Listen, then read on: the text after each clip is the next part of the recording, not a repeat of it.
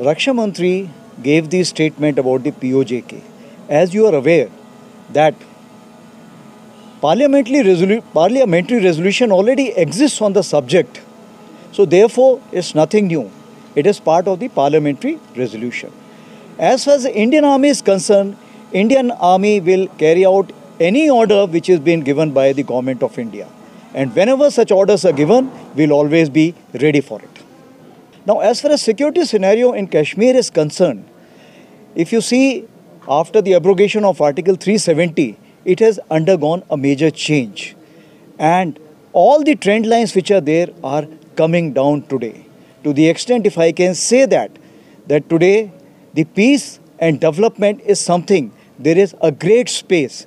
To meet the people's aspiration, there is a great space. So the civil administration is doing a great job in kind of occupying this space and making sure that the terrorism is put on a back seat. कि क्या हमने terrorist को control कर लिया है? इसका जवाब ये है, बहुत हद तक हाँ, हमने उसको कंट्रोल कर लिया है। तो अभी जो बाहर के लोग हैं, जो हमारा पड़ोसी मुल्क है, वो दूसरे तरीके अपना रहा है। दूसरे तरीके किस तरह के हैं कि वो अभी पिस्टल्स को यहाँ पे लाने की कोशिश कर रहा है, ग्रेनेड्स को भेजने की कोशिश कर रहा है, और वो साथ में क्या कर रहा है, ड्रग्स भेजने की कोशिश कर रहा है। और इन चीज़ों का तालमेल बना के वो छुटपुट हरकतें कराना चाहता है। और वो छुटपुट हरकतें जब कराना चाहता है तो वो किसको करेगा? वो उस बेबस और असहाय को करेगा जो यहाँ पे अपने रोज़मर्रा की ज़िंदगी चलाने के लिए आया था, जो कश्मीरियों की सहायता करने के लिए आया था यहाँ पर। आज उसके ऊपर ये जो कार्रवाई की जा रही है, बड़े दुख की बात है। और उसके लिए पुलिस, फौज और सब कुछ, और जो खुद की वहाँ की लोग हैं, वो इसमें शामिल हुए हैं कि हम इसको नहीं किसी तरह होने देंगे। इसीलिए आप देखिए, ये जो भी हो रहा है वो काफ़ी कम है और उसमें और कमी लाने की कोशिश कर रहे हैं। और जिसने भी इस प्रकार की गलती की है उसको उसकी सज़ा मिल रही है।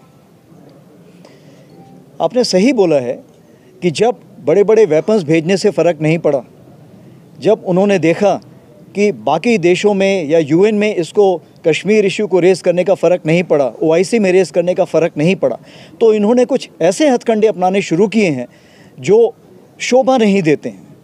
जैसे ड्रग्स बहुत ही तादाद में भेजे जा रहे हैं। पिछले साल जून में तकरीबन 45 करोड़ की हीरोइन पकड़ी गई थी बारामूला में, जिसके साथ वेपन्स, ग्रेनेड्स और ये सारी चीज़ें पकड़ी गई थी। उसी प्रकार से बॉर्डर एरिया में हम बहुत जगह हीरोइन और बहुत सारी तस्करी की ऐसी चीज़ें पकड़ रहे हैं जो कि गलत हैं। यहाँ तक कि जो हम टेररिस्ट मार रहे हैं उनको भी बोल रहे हैं बॉर्डर में कि नहीं, आप स्मगल कर रहे हो। मतलब आप कहना चाहते हो कि आप यकीन है कि आप यहाँ से ड्रग्स भेज रहे हो? तो ये निहायत गलत बात है जो पाकिस्तान इस चीज़ को कर रहा है। दूसरी चीज़, जहाँ तक रेडिकलाइजेशन का सवाल है, रेडिकलाइजेशन जो है वो उसके लिए, जहाँ तक आप रिक्रूटमेंट की हम अगर बात करें, ये मेरे को बताना बहुत ज़रूरी है कि तकरीबन 35% जो रिक्रूटमेंट है जो आज हो रहा है कहीं भी, उसमें ये जो टेररिस्ट बन रहे हैं उसमें 35% लोग 20 साल की उम्र से कम हैं। तकरीबन 55% जो हैं वो तकरीबन हैं जो कि आपके 20 से 30 साल के बीच में हैं। और ये जो ऐसा एचलॉन है या लेवल है, जिसके लिए कौन जिम्मेवार होगा? इसके लिए हमारी एजुकेशन को हमें ध्यान देना पड़ेगा। हमारी जो एक अपब्रिंगिंग है जो, उस पर ध्यान देना पड़ेगा, हमें परवरिश में ध्यान देना पड़ेगा। और इनको हमें ऐसे मौके देने पड़ेंगे कि ये लोग अच्छे स्कूलों में जाएं, बाहर निकलें और भारत के बाकी जगह को समझें कि क्या क्या कार्रवाई हो रही है। इसी चीज़ को मद्देनजर रखते हुए हमने तकरीब 1800 स्टूडेंट यहाँ से बाहर के प्रदेशों में भेजे हैं जो वहाँ पर शिक्षा ग्रहण कर रहे हैं।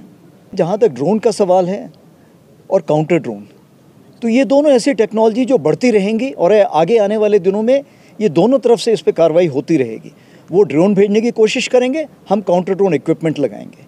तो अभी हम क्या कार्रवाई कर रहे हैं कि हमने जगह जगह पर काउंटर ड्रोन इक्विपमेंट भी लगाया हुआ है, और हम उन जगहों को भी देख रहे हैं जहाँ पे कि ये ड्रोन इक्विपमेंट ये गिराता है, वेपन्स गिराता है। उन जगहों को भी हमने ईएमआर कर रखा है और उन जगहों पे भी पहुँच के हम कार्रवाई कर रहे हैं ताकि टेररिस्ट और वेपन का मिलाप ना हो सके। और आपने सही फरमाया है कि आज जो हालात ऐसे हैं कि टेररिस्ट तो है, अगर उसके दिमाग में सोच विचार में बैठा है कोई कार्रवाई करने के लिए भी, तो भी वो कर नहीं पा रहा है क्योंकि उसके पास वेपन्स की कमी है। अगर मैं कहूँ कि लॉन्च पैड पे कितने टेररिस्ट अगर बैठे हुए हैं, तो हमारे पास लॉन्च पैड पे तकरीबन, मेरे पास जो फिगर है, ये तकरीबन फिगर जाता है 160, जिसमें तकरीबन नॉर्थ ऑफ पीर पंजाल 130 हैं और तकरीबन 30 के आसपास यहाँ पे साउथ ऑफ पीर पंजाल होगी। जहाँ तक आपने पूछा है यहाँ पे नॉर्थ ऑफ पीर पंजाल और राजौरी पुंछ में कि हिंटरलैंड जिसको हम बोलते हैं, वहाँ पर कितने हैं, तो तकरीबन हमारे हिसाब किताब से टोटल 82 पाकिस्तान टेररिस्ट बैठे, तकरीबन 53 जो है लोकल टेररिस्ट। परंतु इसके अलावा चिंता का विषय ये है, जिसको हम बोलते हैं क्रिमिनल्स टाइप की जो एक्टिविटी करते हैं, जो कि आइडेंटिफाइड नहीं होते हैं, वो तकरीबन 170 टेररिस्ट हमारे पास ऐसे हैं। तो टोटल 300 की मैं नफरी बताना चाहूँगा जो आज के पूरे एरिया में फैली हुई है। परंतु हम यकीन कर रहे हैं, इंश्योर कर रहे हैं कि वो किसी प्रकार की कार्रवाई ना कर पाएँ। शांति और विकास, ये दोनों सबसे महत्वपूर्ण बातें हैं।